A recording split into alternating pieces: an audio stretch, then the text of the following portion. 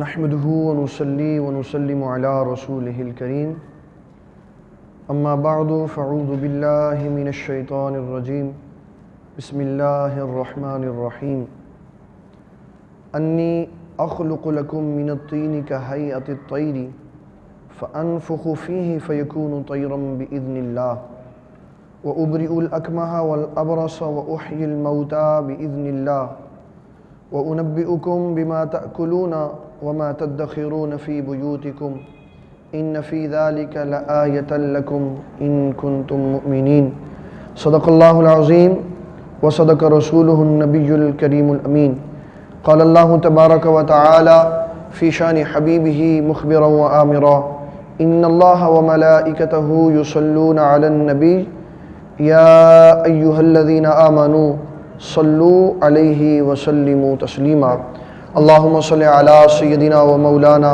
محمد وآل سيدنا وأصحاب سيدنا ومولانا محمد وبارک وسلم وصلی علیہ۔ انتہائی واجب الاحترام سامعین کرام، ناظرین کرام، السلام علیکم ورحمۃ اللہ وبرکاتہ۔ آج ہم نے جو گفتگو کرنی ہے وہ خرق عادت معاملے پہ کرنی ہے۔ خرق عادت معاملہ کیا ہوتا ہے؟ لفظی طور پر اس کا معنی ہے کہ عادت کے خلاف بات، عادت کے خلاف بات، اور یہ اس مضمون کا انتخاب اس لیے کیا گیا ہے کہ جب انٹرنیشنل سطح پر اللہ تعالیٰ کے بندوں کا ذکر سنایا جاتا ہے اور بتایا جاتا ہے فلاں کو اتنا قرب تھا، فلاں اللہ کے اتنا قریب تھا، وہ ہوا میں اڑنا شروع کر دیتا تھا، وہ تھوڑے سے پانی میں پھونک مار کے اس کو زیادہ کر دیتا تھا، اس طرح کی باتوں سے علم سے اور علمی حلقوں سے دور جو لوگ ہوتے ہیں وہ پریشانی کا شکار ہو جاتے ہیں، کہتے ہیں یہ کیسے ممکن، کیسے ہو سکتا، یہ کیسے ہو سکتا۔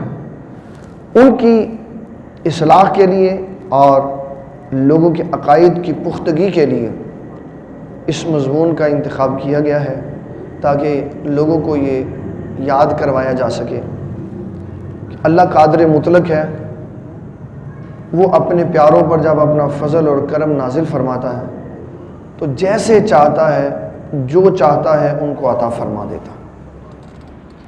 اس میں میں قرآن مجید کے ریفرنس سے بات کروں گا۔ اللہ تعالیٰ جل مجید الکریم نے اپنے ایک پیارے بندے سیدنا عیسیٰ علیہ السلام کا ذکر فرمایا۔ عیسیٰ علیہ السلام یہ وہ اللہ کے برگزیدہ بندے تھے جنہوں نے پنگورے میں کلام کیا۔ ان کا پنگورے میں کلام کرنا یہ خرق عادت معاملہ ہے۔ پیدا شدہ بچہ بولتا نہیں،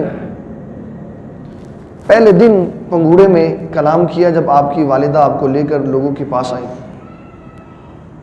تو ماں نے فاشارت الیہ، بی بی مریم سلام اللہ علیہ نے عیسیٰ علیہ السلام کی طرف اشارہ کیا۔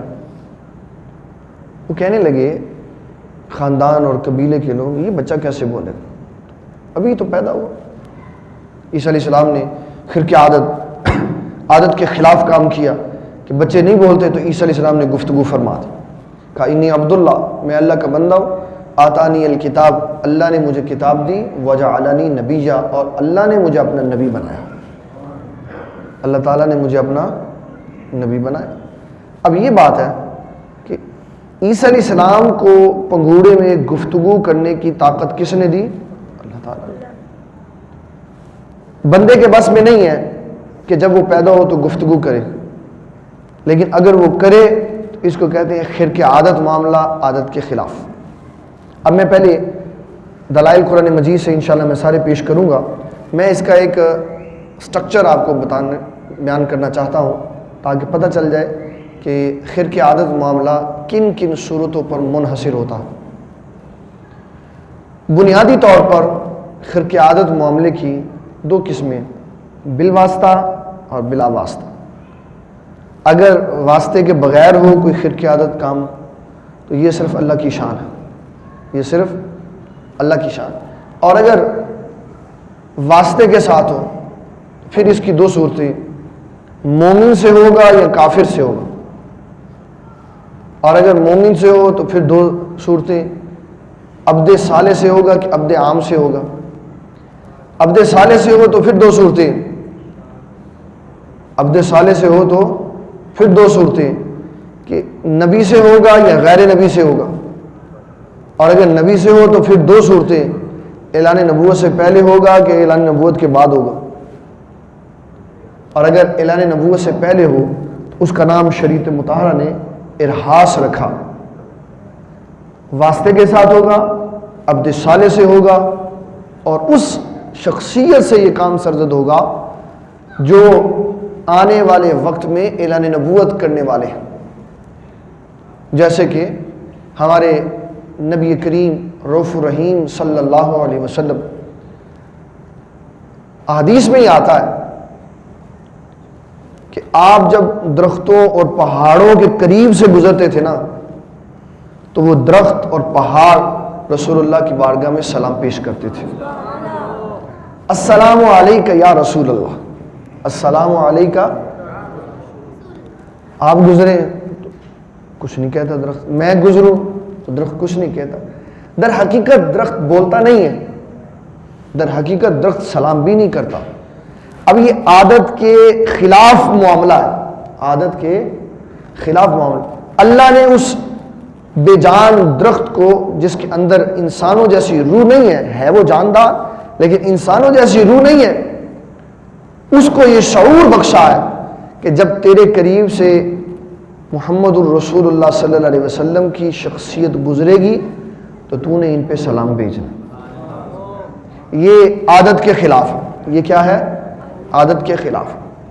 اور یہ اعلان نبوت سے پہلے، اعلان نبوت کے بعد نبی صلی اللہ علیہ وسلم نے فرمایا میں ان پتوں، ان درختوں کو جانتا ہوں، ان ٹیلوں کو جانتا ہوں، جب میں ان کے قریب سے گزرتا تھا تو وہ مجھ پہ سلام بھیجتے تھے، وہ مجھ پر سلام بھیجتے۔ یہ نبی کریم رؤوف الرحیم صلی اللہ علیہ وسلم کا وہ معاملہ ہے جس کو کہتے ہیں ارہاس۔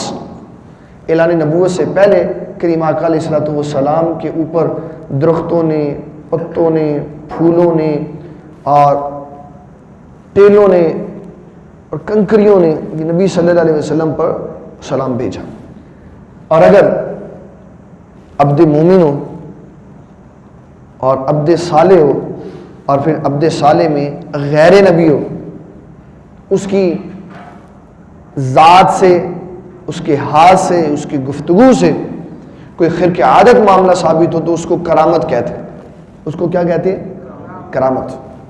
ابھی ہم نے پچھلے چند دنوں میں پیر والے دن، منگل والے دن، پیر کی رات اور منگل کے دن میں 11واں دن منایا ہے، جس کو 11 ربیع الثانی غوث اعظم رضی اللہ عنہ کی طرف منسوب کیا گیا ہے، غوث اعظم رضی اللہ عنہ کی طرف۔ اور لوگوں نے غوث اعظم رضی اللہ عنہ کی بڑی عظمت سنائی، بڑی عظمت سنائی۔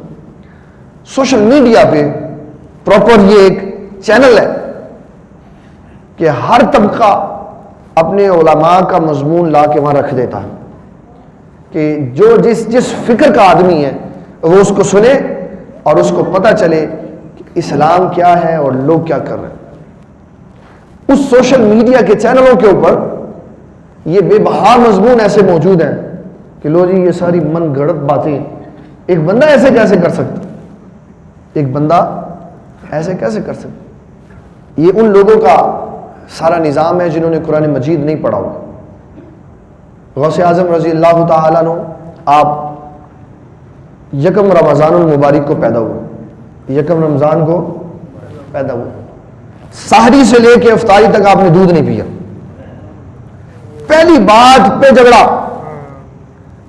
بچہ کیسے دودھ چھوڑ سکتا ہے؟ بچہ کیسے؟ اس کے منہ میں فیڈر لگا دو، شہد لگا دو، پانی پلا دو، خون اس کو پلا دو، اس کو کیا پتا ہے یہ کیا؟ تو یہ کیسے ممکن ہے ایک بچہ سحری سے لے کر افطاری تک دودھ چھوڑ کے بیٹھ جائے؟ غوث اعظم رضی اللہ عنہ کا دودھ چھوڑ دینا یہ خرق عادت ہے، لیکن انسان کی عقل میں داخل نہیں ہوتا۔ ایک پہلے دن کا بچہ صبح سے لے کے رات تک نہ کچھ پیتا ہے اور وہ روتا بھی نہیں ہے، تو یہ کیسے ممکن ہے؟ یہ ہمارے رب کا کلام ہے جس کو قرآن مجید کہا گیا ہے۔ اگر ہم نے اس کو غور سے اسٹڈی کیا ہو، اللہ تعالیٰ جل مجید الکریم ہمارے لیے بڑے معاملات میں آسانی پیدا فرما دیتا ہے۔ اللہ تعالیٰ فرماتا ہے کہ ایک بہت ہی ظالم بادشاہ تھا، اس نے خواب میں دیکھا کہ تیری قوم میں ایک بچہ پیدا ہوگا جو تیری اس کرسی اور سلطنت کو ختم کر کے رکھ دے۔ اس نے اعلان کر دیا کہ بھئی اب کوئی بچہ نہیں پیدا ہوگا۔ جتنے بچے پیدا ہوئے اس نے مروا دیے، 70,000 بچے اس نے قتل کروائے، یہ مفسرین نے لکھا ہے، اور 70,000 بچے اس نے ضائع کروا دی۔ اس کے مشیروں نے یہ کہا کہ تو کسی کو پیدا ہونے دیتا ہی نہیں، تو جب لوگ پیدا نہیں ہوں گے تو تیری خدمت کون کرے گا؟ اس نے پھر اعلان کیا کہ 1 سال جو بچے پیدا ہوں گے ان کو چھوڑ دو، دوسرے سال جو پیدا ہوں گے ان کو مار دو۔ تو جس سال بچوں کو قتل نہیں کرنا تھا اس سال اللہ نے ہارون علیہ السلام کو پیدا کیا، اور جس سال بچوں کو قتل کرنا تھا اس سال اللہ نے موسیٰ علیہ السلام کو پیدا کیا۔ اللہ تعالیٰ فرماتا ہے کہ موسیٰ علیہ السلام کی والدہ خوف میں مبتلا تھی، وَوَحَيْنَا إِلَىٰ أُمِّ مُوسَىٰ أَنْ أَرْضِعِيهِ، تو ہم نے موسیٰ علیہ السلام کی ماں کو القاء کیا، اے موسیٰ علیہ السلام کی ماں، ان أرضعیہ، اس کو دودھ پلاتی رہے۔ فَإِذَا خِفْتِ عَلَيْهِ فَأَلْقِيهِ فِي الْيَمِّ وَلَا تَخَافِي وَلَا تَحْزَنِي إِنَّ رَادُّوهُ إِلَيْكِ وَجَاعِلُوهُ مِنَ الْمُرْسَلِينَ، کہا موسیٰ کی ماں دودھ پلاتی رہے، جب خوف محسوس ہو تو تابوت میں ڈال کے دریا میں ڈال دینا، خوف نہیں کرنا اور غم نہیں کھانا، ہم اس کو تیرے پاس بھی واپس لے کے آئیں گے اور اپنے رسولوں میں سے بھی اس کو بنائیں گے۔ یہ موسیٰ علیہ السلام کی ماں کو پروگرام بتا دی، موسیٰ علیہ السلام کی ماں نے ڈال دی۔ موسیٰ علیہ السلام فرعون کے دربار میں چلے گئے، وہاں ان کو اٹھا لیا گیا۔ فرعون کی بیوی کہنے لگی کہ ہم اس کو اپنا بیٹا بنائیں گے، یہ ہماری آنکھوں کی ٹھنڈک بنے گا۔ اس نے موسیٰ علیہ السلام کا بڑا امتحان لیا بڑے بڑے طریقوں سے، بالآخر اس نے موسیٰ علیہ السلام کو ایکسپٹ کر لیا۔ اب دودھ پلانے کی باری آئی۔ جب موسیٰ علیہ السلام دودھ پینے کے لیے بھوک کی وجہ سے روئے تو فرعون نے دائی بلوائی، موسیٰ علیہ السلام نے دودھ نہیں پیا، موسیٰ علیہ السلام نے ایک اور بلائی، نہیں پیا، پھر ایک اور بلائی، پھر نہیں پیا، جتنی اس کے محل میں دائیاں تھیں ساری بلوائیں، موسیٰ علیہ السلام نے کسی کا دودھ نہیں پیا۔ کیا ان سب کا دودھ ذائقے میں ٹھیک نہیں تھا؟ وہ کیا تھا؟ دودھ ہی تھا نا، لیکن نہیں پیا۔ پھر موسیٰ علیہ السلام کی جو ہمشیرہ ہے وہ صاحب تھی، وہ کہنے لگی فرعون سے ایک دائی اور بھی ہے میری نظر میں، اگر کہو تو میں اس کو بلا لاؤں۔ ہمشیرہ گئی واپس اپنی والدہ کے پاس، کہا اماں جان بھائی نے دودھ نہیں پیا تو آؤ آپ دودھ پلاؤ۔ موسیٰ علیہ السلام کی والدہ تشریف لائیں، آپ نے دودھ پلایا تو موسیٰ علیہ السلام نے دودھ پینا شروع کر دیا۔ اب وہ چھوٹے سے بچے کو شعور کس نے دیا؟ کس نے بتایا کہ اس عورت کا دودھ پینا ہے اور اس کا نہیں پینا؟ فرعون کہنے لگا بی بی کوئی بات ہے بیچ میں، ان ساری عورتوں کا دودھ موسیٰ نے اس بچے نے نہیں پیا، تیرا کیوں دودھ پیا؟ نبیوں کی مائیں بھی عالی ظرف ہوتی تھی، حاضر جواب ہوتی تھی، علم والی ہوتی تھی، تقوی والی ہوتی تھی۔ کہنے لگی میں نے اس بچے کو دیکھا ہے، یہ بچہ بڑا نفیس ہے، بڑا صاف ستھرا ہے، اس نے میرا دودھ اس لیے پیا ہے کہ میں بھی صاف ستھری عورت ہوں، اس نے میرا دودھ اس لیے پیا۔ اس کو اطمینان ہو گیا۔ اللہ فرماتا ہے بات صاف ستھرے کی نہیں تھی، بات وہ تھی جو ہم نے بیان فرمائی کہ وَحَرَّمْنَا عَلَيْهِ الْمَرَاضِعَ مِنْ قَبْلِ، جب موسیٰ علیہ السلام کشتی میں بیٹھ کے لیٹ کے تابوت میں لیٹ کے آ رہے تھے تو ہم نے وہاں تابوت میں وحی کر دی، اے پیارے موسیٰ کسی عورت کا دودھ نہیں پینا سوائے اپنی ماں کے۔ ہم نے موسیٰ علیہ السلام پر حرام کر دیا دودھ پینا، تو وہ تو بچے تھے، وہ تو بچے تھے۔ اس کا مطلب ہے اگر اللہ بچے کو شعور دے دے تو اس کو بھی آ جاتا۔ جب بچہ 2 سال کا ہوتا ہے، 2 سال کا، تو اس کو 2 سال کی عمر میں شعور کون دیتا؟ علی بھائی کون دیتا؟ اللہ دیتا ہے نا. تو وہ اللہ کریم 2 سال کی عمر میں شعور دے سکتا ہے, تو 2 دن میں شعور نہیں دے سکتا. یہ شعور دینا اس کا کام ہے, جس کو چاہے جیسے چاہے. تو جب ہم نے قرآن مجید پڑھا ہوگا تو غوث اعظم کی جب ہم شان سنیں گے تو ہمارا ذہن قبول کرے گا کہ اگر اللہ کسی پہ فضل فرمائے تو ایسا ممکن ہے کہ آپ پیدا ہوتے ساتھ سحری سے لے کے افطاری تک دودھ نہ پئیں, ایسا ممکن ہے. ہمیشہ نیگیٹو بات وہی بندہ کرتا ہے جس کے پاس علم نہیں ہے. تو یہ کیسے ممکن ہو گیا بھائی؟ ایک دن کے بچے نے سارا دن پھر دودھ نہیں پیا, پھر رویا بھی نہیں, پھر رویا. اگر اللہ نے حکم دیا کہ آپ نے بولنا نہیں, اللہ کے جتنے بندے ہوتے ہیں نا, یہ یاد رکھیے, اللہ کے جتنے بندے ہوتے ہیں وہ سارے اللہ کے حکم کے پابند ہوتے ہیں. جب بھائیوں نے بشمول یہودا کے, جو موسیٰ علیہ السلام کا سب سے بڑا بھائی تھا, یوسف علیہ السلام کو لیا اور کنویں میں پھینک دیا. 12 سال کی ان کی عمر تھی اس وقت. کتنی عمر تھی؟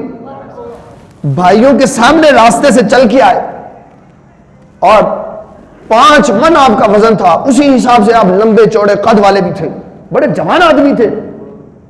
12 سال کی عمر میں چھوٹا نہیں ہوتا بچہ. 12 سال کی عمر تھی یوسف علیہ السلام کی. بھائیوں نے دھکا دے کے کنویں میں پھینک دیا. کنویں میں اللہ نے وحی نازل فرمائی, پیارے یوسف اب نہیں بولنا, اب نہیں بولنا. جب قافلے نے پانی کی تلاش میں یوسف علیہ السلام کو کنویں سے باہر نکالا تو بھائی آ گئے, وہ کہنے لگے یہ کون بچہ لیے جا رہے ہو؟ انہوں نے کہا ہمیں تو کنویں سے ملا.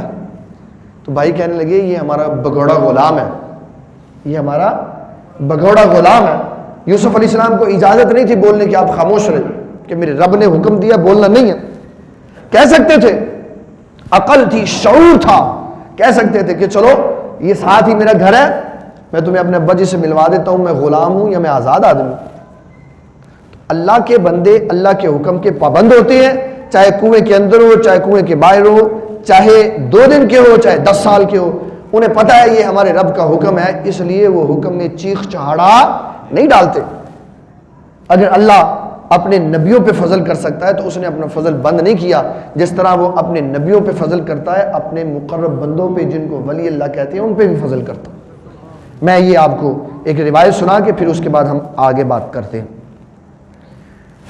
امام بخاری نے بخاری شریف میں کتاب الرقاق میں باب التواضع میں یہ حدیث مبارک لکھی ہے. ابو ہریرہ رضی اللہ تعالیٰ عنہ اس کے راوی ہیں.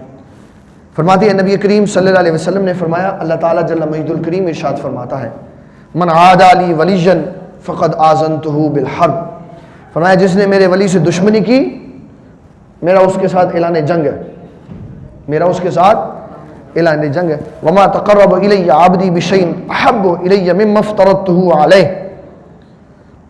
فرمایا کہ اللہ تعالیٰ نے اس میں وہ پوری ہسٹری سنائی ہے کہ بندہ میرا بندہ کیسے, میرا مقرب بندہ بندہ کیسے. اس بات کو بیان کرتے ہوئے اللہ تعالیٰ ارشاد فرماتا ہے, ولا یزال عبدی یتقرب الی بالنوافل حتی احبہ.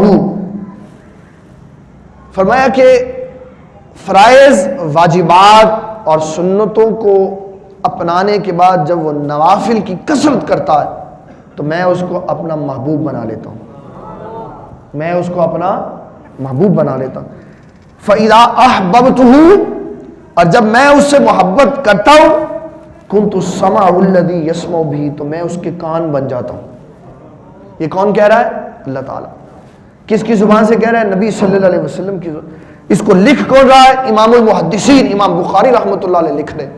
فرمایا اللہ تعالیٰ یہ ارشاد فرما رہے, میرے محبوب آپ اپنی امتیوں کو بتا دیں کہ جب میں کسی سے محبت کرتا ہوں تو کیا کرتا ہوں, کنت سمعہ الذی یسمع بہ, میں اس کی سماعت بن جاتا ہوں جس سے وہ سنتا ہے.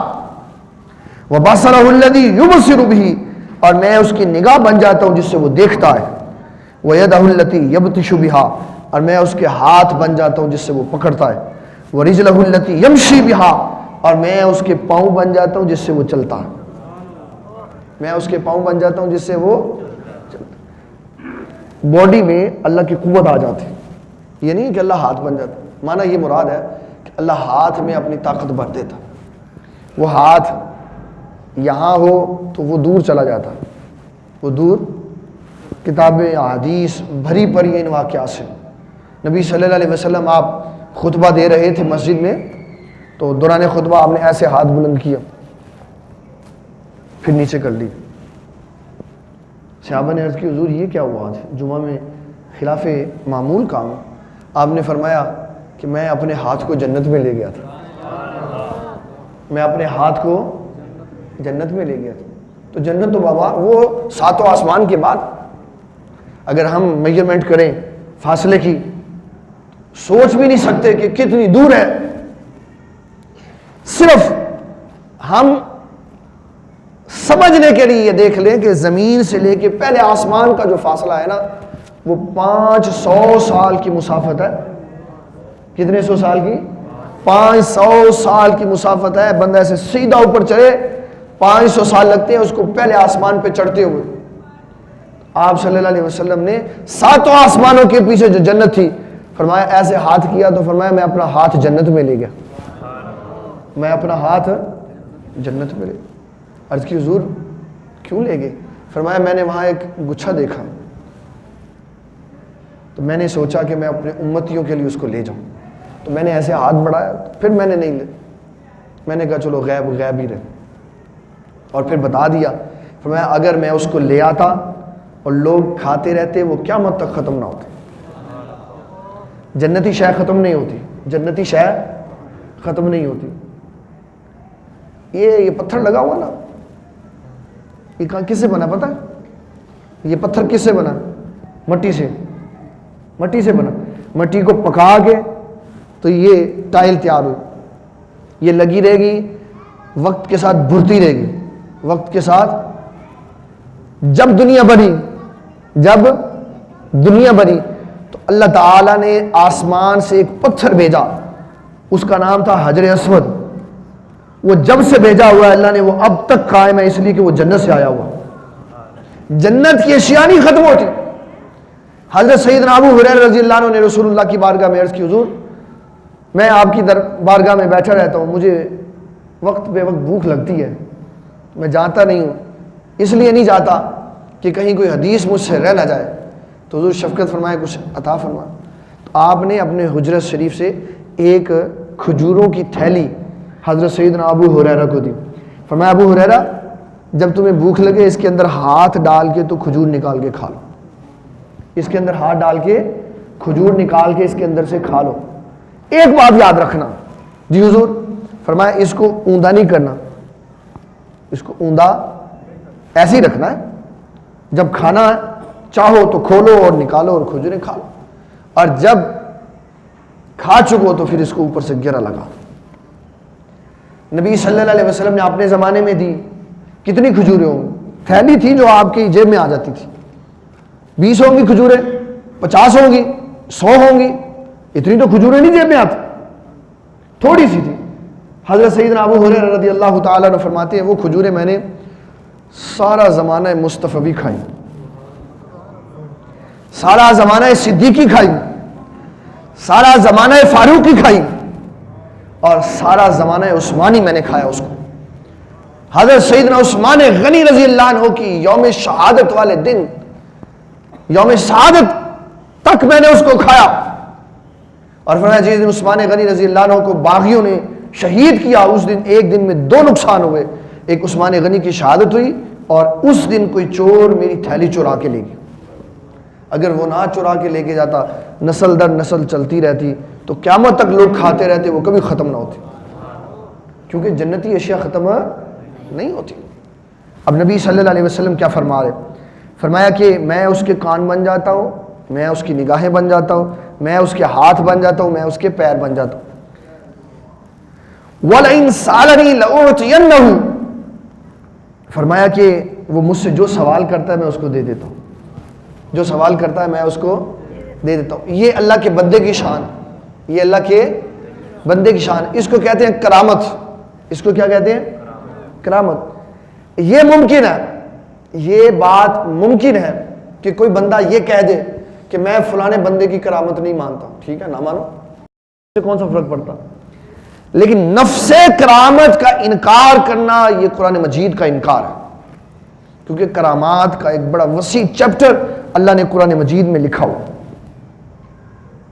ایک بندہ اپنے نبی علیہ السلام کی بارگاہ میں بیٹھا ہوا تھا، درس دیتے دیتے ایک پرندہ آیا اڑ کے، کہنے لگا سیدنا سلیمان علیہ السلام سے، حضور وہ ملکہ بلقیس جو ہے نا اپنے لاؤ لشکر کے ساتھ مسلمان ہونے کے لیے آ رہی، لاؤ لشکر کے ساتھ مسلمان ہونے کے لیے آ رہی، تو آپ نے اپنے درباریوں کو یہ حکم دیا کہ اس کے آنے سے پہلے ہمارا جو محل ہے اس کو سجاؤ، تاکہ اس کو پتہ چلے کہ ہم کسی عام بندے کے ساتھ ملنے کے لیے نہیں آ رہے۔ اس وقت حضرت سیدنا سلیمان علیہ السلام نے جدید ترین ٹیکنالوجی کا استعمال کیا اور ٹرانسپیرنٹ فرش بنائے، ان کے نیچے مچھلیاں تیرتی ہوئی نظر آتی تھی۔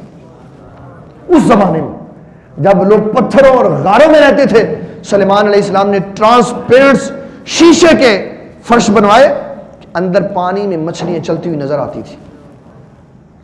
اور آپ نے فرمایا کہ میں نے سنا ہے ملک سبا میں وہ عورت جو ہے تخت پہ بیٹھتی، تو بتاؤ، اپنے درباریوں سے فرما لیں گے بتاؤ اس کا تخت کون لے کے آئے؟ قال الذی عنده علم من الکتاب، بندہ کھڑا ہوا کہنے لگا حضور میں لاؤں گا۔ آپ نے فرمایا کتنی دیر میں لاؤ؟ کہا حضور آپ کی آنکھ جھپکنے سے پہلے آ جائے گا۔ 40 گز چوڑا، 80 گز لمبا اور 7 ہاتھ موٹا تھا، اتنا بڑا وہ تخت تھا، اور 7 قلعوں میں بند تھا اور 2000 میل کی مسافت پہ پڑا ہوا تھا۔ اس نے وہاں سے تصرف کیا اور کھینچ کے تخت سلیمان علیہ السلام کی کرسی کے نیچے کر دیا۔ یہ کرامت ہے اس کی، یہ کرامت اس کی اللہ نے قرآن مجید میں بیان کی۔ قال الذی عنده علم من الکتاب انا آتیک بھی قبل ان یرتد الیک طرفک، کہ حضور آپ کی آنکھ بعد میں جھپکے گی، تخت پہلے آ جائے۔ تو کرامات کا انکار یہ انکار قرآن ہے، اگر اس کو صحیح معنوں میں ہم پڑھ لیں گے تو ہمیں سمجھ آ جائے گی کہ اللہ اپنے جس بندے پہ چاہے جیسے چاہے فضل فرما سکتا۔ ایسے کر کے تخت کھینچ لیا، ایسے کر کے تخت کھینچ کے کرسی کے نیچے رکھ دیا۔ جب تخت آ گیا، سلیمان علیہ السلام اب اس کی تربیت فرما رہے ہیں، اس کی اصلاح فرمایا ھذا من فضل ربی، جب لانا تھا تو نے کہا میں لاؤں گا، انا آتی کبھی میں لے کے آؤں گا، اب آ گیا ہے تو اب آنا نہیں کہنا، اس میں تکبر آ جائے گا۔ فرمایا اب یہ کہو ھذا من فضل ربی، یہ میرے رب کا فضل ہے کہ میں اتنی دور سے تخت لے آیا۔ پہلے اپنے دربار میں بیٹھے ہوئے کے اوپر ہوا اللہ کا فضل بھی دکھا دیا کہ جو ہمارا، اب دیکھو اس میں کتنا خوبصورت ایک جملہ اللہ نے فرمایا، انا آتی کبھی قبلہ، کہنے لگا میں لے کے آؤں گا۔ وہ بندہ کون تھا؟ اندہو علم من الکتاب، علم من الکتاب، علم من الکتاب، جس کو کتاب میں سے علم تھا۔ کتاب، اور کس کتاب کا؟ کس کتاب کا؟ زبور کا۔ کس کا؟ زبور کا، پوری کتاب کا نہیں، کتاب میں سے علم تھا۔ من تبعیضیہ ہے، بعض کے معنی تھوڑا سا علم تھا۔ جب تھوڑا علم ہو اور وہ اتنا بڑا کام کر لے تو حضور صلی اللہ علیہ وسلم کے ان غلاموں کا کیا آپ تصور خیال کر سکتے ہیں جن کو پورے قرآن مجید کا علم ہے؟ تورات، انجیل اور زبور، ان ساری کتابوں اور 110 صحیفوں کے علم کو اکٹھا کیا جائے تو وہ قرآن مجید کے اندر ہے، اور سارے قرآن مجید کے علم کو اللہ نے سورۃ الفاتحہ میں رکھا ہوا۔ اور سیدنا علی المرتضیٰ کہتے ہیں کہ میرے پاس سورۃ الفاتحہ کا علم ہے، اگر میں اس کی تفسیر لکھوں تو 7 سمندر ختم ہو جائے۔ وہ ایک بندہ جس کے پاس زبور میں سے علم تھا، وہ اتنی صلاحیت رکھتا تھا، تو بتاؤ رسول اللہ کے غلاموں میں کتنی صلاحیت ہے کہ نبی صلی اللہ علیہ وسلم فرماتے ہیں میں ان درختوں، ان پہاڑوں، ان پتوں کو جانتا ہوں کہ جب میں ان کے پاس سے گزرا کرتا تھا تو وہ مجھ پہ سلام بھیجتے تھے۔ ان کو کیسے پتا تھا؟ ان کو کیسے پتا تھا یہ اللہ کے نبی ہیں؟ اس سے معنی یہ نکلتا ہے کہ اللہ درختوں کو بھی علم دے دیتا، پتھروں کو بھی علم دے دیتا، بے جان کو بھی علم دے دیتا ہے. جب وہ کسی پہ فضل فرماتا ہے تو شرط نہیں ہے کہ یہ جاندار ہے یا بے جان. فضل فرمانے کی بات ہے. جب فضل فرماتا ہے تو ابو لہب کے ہاتھ میں کنکریاں کلمہ پڑھ دیتی ہیں کہ یہ محمد الرسول اللہ. یہ کس کا فضل ہے؟ اللہ کا فضل. اگر میں نے تقریر میں یہ کہہ دیا کہ غوث اعظم رضی اللہ عنہ پیدا ہوتے ساتھ ہی آپ نے روزہ رکھ لیا اور دودھ نہیں پیا تو پریشانی کی بات ہے. یہ شعور کس نے دیا؟ اللہ. یہ وہی شعور ہے جو اللہ نے موسیٰ علیہ السلام کو دیا. یہ وہی شعور ہے جو اللہ تعالیٰ جل مجید الکریم نے عیسیٰ علیہ السلام کو دیا. یہ وہی شعور ہے جب یوسف علیہ السلام پر تہمت لگی تو قرآن مجید کہتا ہے یوسف علیہ السلام نے کہا اس بچے سے گواہی لو. وہ پنگوڑے میں موجود بچہ جب وہاں سے اٹھا کے گود میں لایا گیا, اس سے پوچھا بتاؤ یوسف علیہ السلام کے بارے میں تیرا کیا خیال ہے؟ کہنے لگا میں اس بندے کو نہیں جانتا, میں اس عورت کو نہیں جانتا, میں فیصلہ بتا دیتا ہوں. اس بندے کو دیکھو, اگر قمیص آگے سے پھٹی ہوئی ہے تو عورت سچی بات کہہ رہی ہے, اور اگر قمیص پھٹی ہوئی ہے پیچھے سے تو بندہ سچی بات کہہ رہا. فلما رأى قمیصہ قد من دبر, جب دیکھا تو قمیص پیچھے سے پھٹی ہوئی تھی. تو اللہ تعالیٰ نے فرمایا کہ یہ دیکھو ہم نے اپنے نبی کی عظمت اور شان دکھانے کے لیے بچے کو بولنے کی صلاحیت دے دی. اس بچے کو گفتگو کی صلاحیت کس نے دی؟ اللہ تعالیٰ نے. ایک دن کا بچہ گفتگو کر رہا اور وہ کہہ رہا ہے کہ یوسف علیہ السلام بے عیب ہے. یہ کس کا کمال ہے؟ یہ کس کا کمال ہے؟ اللہ تعالیٰ جل مجید الکریم کا. وہ اپنے انبیاء کی عظمت و شان دکھاتا. اور ہمارے علماء کرام بڑا خوبصورت نقطہ بیان کرتے ہیں یہاں پہ, کہتے ہیں دیکھو سیدنا یوسف علیہ السلام کی عظمت اور شان بیان کرنی تھی, ان کی پاکیزگی کو بیان کرنا تھا, تو اللہ نے بچے سے گواہی دلوائی. یوسف علیہ السلام کی عظمت اور شان بیان کرنی تھی تو بچے سے گواہی دلوائی. حضرت بی بی مریم سلام اللہ علیہا کی عظمت بیان کرنی تھی تو بچے سے گواہی دلوائی. جب جریج کی عظمت کو بیان کرنا تھا تو بچے سے گواہی دلوائی. اور جب امام الانبیاء کی بیوی سیدہ عائشہ صدیقہ کی عظمت و شان کو بیان کرنا تھا تو کسی بچے سے گواہی نہیں دی, اللہ تعالیٰ نے خود گواہی دی. کہا جیسی عظمت والی ہستی گواہی بھی ویسی عظمت والی ہونی چاہیے. اگر امت کا ایک بچہ جس کو پیدائشی طور پہ اللہ نے اپنا قرب دیا ہوا ہے وہ بول سکتا ہے تو رسول اللہ پیدا ہوتے ساتھ یہ نہیں کہہ سکتے ربی حب لی امتی, یا اللہ میری امت میرے سپرد فرما دے. یہ کس کا فضل ہے؟ اللہ کا فضل. یورپ میں ایک بندہ ہے, اس کا نام ہے کرس اینجل. کرس اینجل.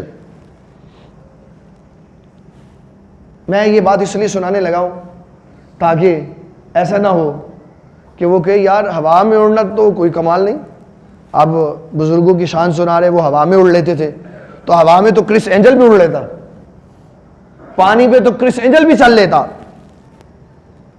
اور وہ اپنے جادو میں اتنا ماہر ہے, اچھے بھلے بندے کو زمین پہ لٹا کے تو جادو سے اس کے 2 ٹکڑے کر دیتا. جادو سے 2 ٹکڑے کر دیتا ہے, بندہ مرتا نہیں ہے. اوپر والا دھڑ علیحدہ چلتا ہے ہاتھوں کے ساتھ, اور نیچے والا دھڑ ٹانگوں کے ساتھ علیحدہ چلتا. 8 سال کی بچی کو کھینچ کے 20 سال کی نوجوان لڑکی بنا دیتا. وہ بھی یہ کر سکتا ہے, اللہ کا بندہ بھی یہ کر سکتا ہے. دونوں میں فرق کیا؟ دونوں میں فرق کیا؟ اگر خرق عادت معاملہ دیکھ کر ہم نے کسی کے پیچھے چلنا ہے تو ایک دنیا کرس اینجل کے پیچھے چلنے کے لیے تیار ہے, کیونکہ وہ ہر کام کر سکتا ہے جو اللہ کا ولی کر سکتا. اس کے پاس جادو اتنی پاور والا. شریعت نے ہمیں کسی کے پیچھے چلنے کا حکم اس کی کرامت کی وجہ سے نہیں دیا. شریعت نے کسی کا ہوا میں اڑنا دیکھا نہیں ہے, شریعت نے کسی کا پانی میں چلنا دیکھا نہیں ہے, شریعت نے کسی کی آواز کو دور جاتے ہوئے نہیں دیکھا, کسی کی چیز کھینچ لے کرنے کو نہیں دیکھا. شریعت نے دیکھا ہے اگر تم کسی کے پیچھے چلنا چاہتے ہو تو صرف ایک بات دیکھو کہ وہ اپنی زندگی میں اتباع مصطفیٰ کتنی کرتا ہے. یہ معیار رکھا ہے شریعت نے. کسی کی خرق عادت معاملہ کوئی معیار نہیں. جادو بھی بڑے بڑے جادوگر دکھا دیتے. وہ جس کا میں ذکر کر رہا ہوں کرس اینجل, غضبناک جادوگر. کیا یہ کم جادو ہے کہ 8 سال کی لڑکی کو 20 سال کا جوان بنا دے, بندے کو 20 میں سے آدھا توڑ دینا, پانی کے اوپر چل کر دکھا دینا, اور اپنے اوپر سے بلڈوزر چلا کے نیچے سے صحیح سلامت نکلا. یہ کیا ہے؟ یہ خرق عادت معاملہ. اصل میں ایسا نہیں ہوتا، لیکن جادو کی بنیاد پہ ایسا ہو جاتا. ایک طرف اللہ کا ولی کرامت دکھاتا ہے، وہ بھی یہ سارا کچھ کر سکتا ہے، مردہ زندہ کر لیتا ہے. مردے حضرت سیدنا عیسیٰ علیہ السلام نے فرمایا فَأَنفُخُ فِيهِ فَيَكُونُ طَيْرًا بِإِذْنِ اللَّهِ، میں مٹی سے مردہ بناتا ہوں، پرندہ بناتا ہوں، اور پھر میں پھونک مارتا ہوں. فَأَنفُخُ فِيهِ فَيَكُونُ طَيْرًا بِإِذْنِ اللَّهِ، جب میں اس کے اندر پھونک مارتا ہوں تو وہ اللہ کے حکم سے اڑنے لگ جاتا. ابراہیم خلیل اللہ علیہ السلام نے پوچھا یا اللہ مردے کیسے زندہ کرے گا؟ تو اللہ نے فرمایا پیارے ابراہیم خلیل اللہ علیہ السلام 4 پرندے ذبح کر دیے، کھالیں اتار دی، ان کے گوشت کا قیمہ بنا دیا اور ان کے قیمے کو مکس کر دیا اور پھر مختلف پہاڑوں پہ رکھ دیا. فرمایا اب ان کو آواز دے. ابراہیم علیہ السلام کی آواز میں زندگی تھی. جب ابراہیم علیہ السلام نے آواز دی تو مردہ زندہ ہو کے واپس آ گئے. اللہ اپنے بندوں کے ہاتھوں سے ایسا کچھ کروا لیتا. کیوں کرنا تو اسی نے ہے، سارا کچھ کرنا تو. ابراہیم علیہ السلام نے آواز دی تو آواز کس نے پہنچائی؟ مردوں تک آواز کس نے پہنچائی؟ چلے تھوڑا سا اور پیچھے چلے. اللہ تعالیٰ نے پیارے ابراہیم خلیل اللہ علیہ السلام سے فرمایا پیارے ابراہیم ہمارا گھر بنائیں. گھر بن گیا. جب گھر تعمیر ہو گیا، ابراہیم خلیل اللہ علیہ السلام اور اسماعیل ذبیح اللہ نے گھر بنایا تو فرمایا اس پہاڑ چوٹی پہ ابو قبیس پہ کھڑے ہو جائیں، اب آواز لگائیں. اب آواز لگائیں اور آواز لگائیں، یہ کہیں لوگوں آؤ اللہ کے گھر کا حج کرو. تو بندے 2 کھڑے ہیں وہاں پہ، بندے ابراہیم علیہ السلام اور اسماعیل علیہ السلام، تیسرا بندہ کوئی نہیں. کہنے لگے یا اللہ کس کو پکارو؟ اللہ نے فرمایا پیارے ابراہیم آواز آپ لگاؤ، آواز پہنچانا میرا کام ہے. آواز پہنچانا. اب اس ابو قبیس پہاڑ کے اوپر کھڑے ہو کر ابراہیم علیہ السلام نے آواز لگائی، اللہ نے وہ آواز عالم ارواح میں پہنچا دی. وہاں قیامت تک آنے والی جتنی ارواح موجود تھی سب نے آواز کو سنا، اور جس نے زندگی میں جتنے حج کیے ہیں وہ اس آواز کی برکت ہے. وہاں جتنی بار ابراہیم علیہ السلام کی آواز کو سننے کے بعد لبیک کہا، دنیا میں بندہ اتنی بار بیت اللہ کی زیارت کے لیے مکہ چلا جاتا. تو آواز کس نے پہنچائی؟ اللہ. آوازیں پہنچانا، چیزیں پہنچانا، لے آنا. اب یہاں ہم دعا کرتے ہیں اللہم اغفر لحینا ومیتنا وشاہدنا وغائبنا وصغیرنا وکبیرنا وذکرنا وانثانا اللہم من احییتہ منا فاحیہ علی الایمان اسلام ومن توفیتہ منا فتوفہ علی الایمان. دعا مانگ لی، یا اللہ ہمارے بڑوں کو بخش دے، چھوٹوں کو بخش دے، امیروں کو بخش دے، غریبوں کو بخش دے، ہمارے قریبیوں کو بخش دے، دور والوں کو بخش دے، موجود کو بخش دے، جو نہیں ہے ان کو بخش دے، جو دنیا سے چلا گیا اس کو بخش دے. اللہ تعالیٰ یہ آواز ان کو پہنچا کے ثواب پہنچا دیتا. یہی ہے جس نے اولیاء کی کرامات کو سمجھنا ہے نا، جس نے اللہ کے بندوں کی خرق عادت کیفیتوں کو سمجھنا، وہ پہلے اللہ کو رب مانے اور اللہ تعالیٰ کی وحدانیت کو مانے اور اس کے نظام قدرت کو مانے. جب انسان کو اللہ تعالیٰ کی قدرتوں پہ یقین آئے گا تو سارے ولی سمجھ آ جائیں گے. جب یہ سوال ہوتا ہے نا جناب وہ کیسے ہوا، ممکن تو نہیں ہے. ممکن تو سنیں میں آپ کو ایک بات سنانے لگا ہوں، بڑی خوبصورت بات. حضرت محمد بن سلیمان جزولی، محمد بن سلیمان بہت بڑے امام، بہت بڑے پائے کے بزرگ ولی کامل، سفر پہ جا رہے. راستے میں نماز ظہر کا وقت آیا تو کہا چلو ابھی تھوڑا آگے جاتا ہوں، کہیں پانی نظر آئے گا تو وضو کر کے نماز ظہر ادا کروں گا. وقت کم ہوتا گیا، تنگ ہوتا گیا، پانی نہ ملا. بالآخر ایک کنواں نظر آیا جس میں پانی کے اثرات موجود تھے، لیکن جب اندر جھانکا تو پانی بہت نیچے، اور پانی نکالنے کے لیے ڈول نہیں، پانی نکالنے کے لیے رسی نہیں. سامنے ایک جھونپڑی، گھر نما جھونپڑی نظر آئی، وہاں دستک دی. ایک چھوٹی سی بچی، یہ مسلمانوں کی بچی ہے، کس کی بچی ہے؟ یہ مسلمانوں کی بچی ہے، چھوٹی سی بچی۔ اس نے دروازہ کھولا، بابا جی نے کہا بیٹے میں نے نماز ظہر ادا کرنی ہے، وقت جا رہا ہے، پانی نہیں ہے۔ کہنے لگی بابا جی وہ کنواں لگا ہوا، وہ سامنے کنواں ہے۔ کہا بیٹے کنواں تو ہے لیکن ڈول نہیں ہے، پانی بہت نیچے ہے۔ تو کہا آپ آئیں میں آپ کو پانی نکال دیتی ہوں، آپ میرے ساتھ آئیں میں آپ کو پانی نکال دیتی ہوں۔ وہ لڑکی حضرت محمد بن سلیمان جزولی کو لے کر کنویں پہ آئی اور اس نے کنویں میں اپنا تھوک پھینکا، اپنا لعاب پھینکا، کنواں ابل کے باہر آ گیا۔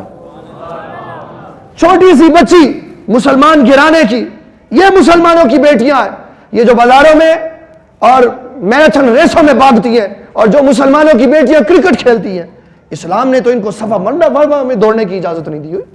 یہ کون سا مسلمان ملک ہے جو اپنی بیٹیوں کو مردوں جیسا لباس پہنا کے گراؤنڈ میں بھیج دیتا ہے اور کہتا ہے جاؤ ساری دنیا کے لوگ تمہیں دیکھیں؟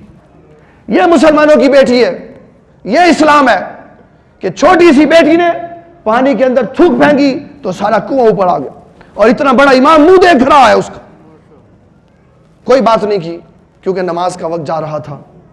پھر جب نماز کی ادائیگی کر لی تو پھر دوبارہ اس گھر گئے، دروازہ کھٹکھٹایا، وہی لڑکی آئی، کہا بیٹے یہ کیا بات ہے، یہ پانی اوپر کیسے آیا تیرے تھوک سے؟ کہا بابا جی پانی مل گیا، کام ہو گیا، تو بس جاؤ اپنا کام کرو۔ آپ نے فرمایا نہیں مجھے بتا کیا کام کرتی ہے؟ تو کہنے لگی میں نبی صلی اللہ علیہ وسلم پہ درود شریف پڑھتی ہوں اس لیے پانی اوپر آ جاتا ہے۔ نہیں جاؤ تو دلائل الخیرات کے ابتدائیہ میں پڑھو، یہ واقعہ لکھا ہوا حضرت محمد بن سلیمان جزولی نے کہا میں رسول اللہ پہ درود شریف پڑھتی ہوں، پاکیزہ زبانیں۔ اور اگر کوئی واقعہ سنا دے غوث اعظم رضی اللہ عنہ کی ماں کا کہ انہوں نے ساری زندگی غیر محرم مرد نہیں دیکھا، تو اس کو قیاس کرتے ہیں ہم اپنی عورتوں پہ، اور ہم یہ کہتے ہیں کہ ہماری عورتیں تو 50 بندوں کو دیکھتی ہیں۔ یہ کیسے ممکن ہو گیا کہ غوث پاک کی ماں نے کبھی کوئی بندہ نہیں دیکھا؟ اپنے اوپر کبھی اللہ کے نیک بندوں کو قیاس نہیں کرنا چاہیے۔ جب انسان اللہ کے نیک بندوں کو قیاس کرتا ہے تو برباد ہو جاتا ہے۔ ہمارے ملک پاکستان میں غامدی فکر کے مالک لوگ انبیاء کو اپنے اوپر قیاس کر کے بخاری کی روایات کو غلط کرتے چلے جاتے ہیں، کہتے ہیں یہ حدیثیں جھوٹی ہیں، اور کس بنیاد پہ جھوٹی کہتے ہیں؟ حضرت سیدنا سلیمان علیہ السلام 99 بیویاں تھیں ان کی، انہوں نے کہا کہ میں آج رات اپنی 99 بیویوں کے پاس جاؤں گا، میرے ہاں 99 لڑکے پیدا ہوں گے۔ کہا یہ حدیث جھوٹی ہے، کہا یہ حدیث جھوٹی ہے۔ کہا کیسے جھوٹی ہے؟ کہا بندے میں تو اتنی قوت ہوتی نہیں کہ وہ 99 بیویوں کے پاس جا سکے۔ اس نے اللہ کے نبی کو اپنے اوپر قیاس کیا۔ اگر اس نے قرآن پڑھا ہوتا، اس نے حدیث پڑھی ہوتی تو کبھی یہ نہ کہتا کہ بندے 99 بیویوں کے پاس تو جا ہی نہیں سکتے۔ جبکہ امام ترمذی جامع ترمذی میں لکھتے ہیں اللہ فرماتا ہے میں اپنے نبیوں کو دنیا میں 40 جنتی بندوں کی طاقت دے کے بھیجتا ہوں، اور ایک جنتی بندے کی طاقت دنیا کے بندوں میں 100 کے ساتھ مقابلہ کیا جا سکتا ہے، اور جس کو 40 بندوں کی طاقت ملی اس کو مطلب ہے 4000 بندوں کی طاقت اللہ اپنے نبیوں کو دے کے بھیجتا ہے۔ جب اللہ کے نبیوں کو، جب اللہ کے ولیوں کو اپنے اوپر قیاس کریں گے سارا ایمان برباد ہو جائے۔ بابا وہ دکھنے میں ہمارے جیسے ہوتے ہیں لیکن ان کے دل، ان کا ایمان اللہ کی طرف نگاہ لگا کے اتنا مضبوط ہو چکا ہوتا ہے، وہ کسی اور جہاں کے بندے ہوتے ہیں، رہتے یہاں پہ ہیں، کھانا یہاں کھاتے ہیں، پیتے یہاں پہ ہیں، سوتے یہاں پہ ہیں، لیکن جب وہ اسی کو تو علامہ اقبال رحمۃ اللہ علیہ نے یہ بات کی نا کہ محمد سے وفاتوں نے تو ہم تیرے ہیں، کہ رسول اللہ کے ساتھ وفاداری تو کر ایک دفعہ، حضور کا غلام بن کے تو دیکھ کہ محمد سے غلامی، کہ محمد سے وفا تو نے تو ہم تیرے ہیں، یہ جہاں چیز ہے کیا لوح و قلم تیرے ہے۔ فرمایا نبی صلی اللہ علیہ وسلم کا امتی بن، حضور کا غلام بن، پھر زمین بھی تیری ہو جائے گی، آسمان بھی تیرا ہو جائے گا۔ یہ کہہ رہا ہے اللہ تعالیٰ۔ فرمایا کہ وَلَئِن سَأَلَنِي لَأُعْطِيَنَّهُ، کہ جب بندہ میرا بن جاتا پھر وہ جو کہتا ہے میں کرتا ہوں، جو مانگتا ہے میں دے دیتا ہوں، کیوں؟ اس نے اپنی ساری زندگی میری اتباع میں گزار دی ہوتی۔ یہ اسلام ہے۔ اسلام نے ہمیں جو پیمانہ بتایا پرکھنے کا، کسی کی ہوا میں اڑان نہیں دیکھی جائے گی، کسی کا پانی میں چلنا نہیں دیکھا جائے گا، کسی کے ہاتھ سے نکلنے والا جادو نہیں دیکھا جائے گا۔ کہا جی وہ فلانا بابا بڑا پہنچا ہوا ہے، کیا ہے جی؟ وہ دل کی بات بتا دیتا، دل کی بات بتا دیتا۔ میں آپ کو سناؤں ایک بات، آپ حیران رہ جائیں گے۔ رسول اللہ صلی اللہ علیہ وسلم کے زمانے میں ایک بندہ تھا، اس کا نام تھا صاف بن سیاد۔ صاف بن، حضور صلی اللہ علیہ وسلم آپ اس کے پاس تشریف لے کے گئے، آپ نے فرمایا بتا میرے دل میں جو تیرے لیے بات ہے تو جانتا ہے؟ وہ کہنے لگا جو مدعی نبوت میں سب سے پہلا نمبر تھا، جس کا رسول اللہ کے زمانے میں اعلان نبوت کرتا تھا، اور اس کی شکل دجال سے ملتی تھی کہ اس کے سامنے ماتھے پہ ایک آنکھ لگی ہوئی تھی،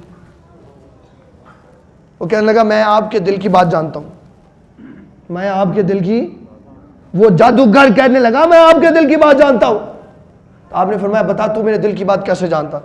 کہنے لگا کہ آپ کے دل میں میرے لیے دکھ ہے، دکھ سورۃ دخان کی آیت کا مخفف ہے۔ محدثین کہتے ہیں اس نے پتہ کیسے جانا تھا؟ اس نے جانا تھا جب جبرائیل علیہ السلام کان میں آیت بتا رہے تھے نا رسول اللہ کو، تو شیطان اس کا دوست تھا، شیطان نے سن کے اس کو بتا دیا، وگرنہ یہ اللہ کے نبی کے دل کی بات کیسے جان سکتا؟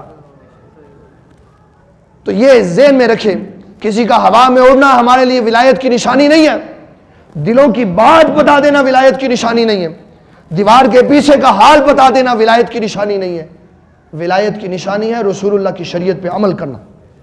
جو حضور کی شریعت پہ عمل نہیں کرتا، جس کا ایک قدم نبی صلی اللہ علیہ وسلم کی شریعت کے خلاف گزرتا ہے، وہ ہوا میں اڑ کے دکھا دے، وہ پانی کے اوپر چل کے دکھا دے، وہ دیوار کے اندر سے گزر جائے، وہ بالاتفاق جادوگر ہو سکتا ہے لیکن اللہ کا ولی نہیں ہو سکتا۔ لیکن جو اللہ کا ولی بن جاتا، اللہ تعالیٰ اپنی قدرت کی ہر شے اس کو دے دیتا، مردے زندہ کر لیتا۔ وہ مردے عیسیٰ علیہ السلام نے کیے کہ نہیں؟ عیسیٰ علیہ السلام نے مردے زندہ کیے کہ نہیں؟ تو عیسیٰ علیہ السلام اللہ ہے؟ عیسیٰ علیہ السلام اللہ ہے؟ اللہ کے بندے؟ عیسیٰ علیہ السلام اللہ کے بندے؟ اللہ آپ نے ایک بندے کے ہاتھوں مردے زندہ کروا سکتا ہے تو 20 کے ہاتھوں مردے زندہ کروا سکتا ہے۔ ہمارے بابا نگینہ صاحب رحمۃ اللہ علیہ، آپ غوث اعظم رضی اللہ عنہ کی شان میں منقبت لکھتے ہوئے یہ فرماتے مردے بھی زندہ کیتے، بیڑے بھی تارے میرا نے، میرا لجپال سیدنا غوث اعظم کا لقب ہے، مردے بھی زندہ کیتے بیڑے بھی تارے میرا نے، میرے غوث دے قدم نو کندے آتے رکھیا کتبہ پیرا نے۔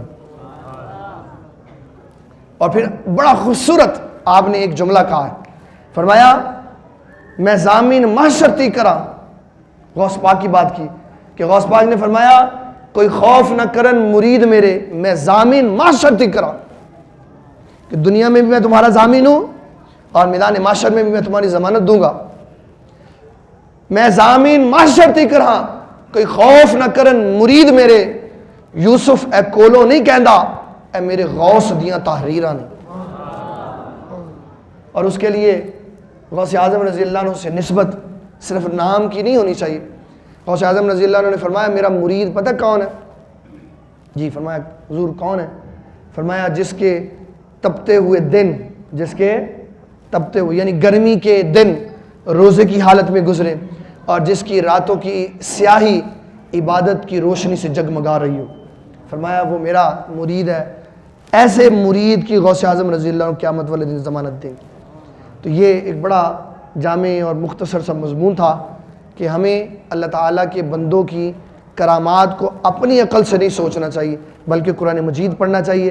جب ہم قرآن مجید پڑھیں گے تو اللہ تعالیٰ کی شان بھی نظر آئے گی، نبی اللہ کی شان بھی نظر آئے گی، صحابہ کی شان بھی نظر آئے گی، اہل بیت کی شان بھی نظر آئے گی، اولیاء اللہ کی شان بھی نظر آئے گی۔ اللہ تعالیٰ ہمیں دین کا فہم عطا فرمائے۔ وما علینا الا البلاغ المبین۔